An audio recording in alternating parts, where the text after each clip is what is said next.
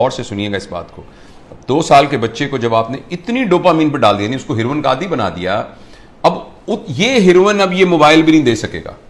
Video से क्या करेगा, कितने जहाज मारेगा, कितने बंदों को कत्ल करेगा, उस जो गोलियों से मार मार के कितनी देर करेगा, लेकिन डोपामीन इतनी चाहिए कि ये प्रोड्यूस नहीं हो रही।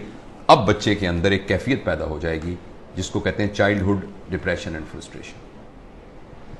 मुझे बहुत अच्छी तरह याद है, इसी कमरे में एक खातून आई, उन्होंने कहा डॉक्टर साहब मैंने आपकी बड़ी वीडियो देखी है तो मैं अपनी बच्ची को आपका मिलवाना चाहती हूँ। 5 साल की बच्ची थी, 4 या 5 साल की बच्ची थी।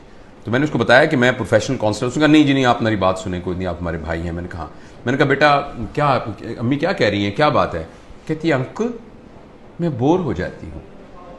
4 साल की बच्ची। बोरियत तो बच्चों का प्रॉब्लम नहीं है, बोरियत तो बच्चों का प्रॉब्लम नहीं है। बच्चों के पास तो बहुत एक्टिविटी होती है, बच्चा तो बोर होता ही नहीं है।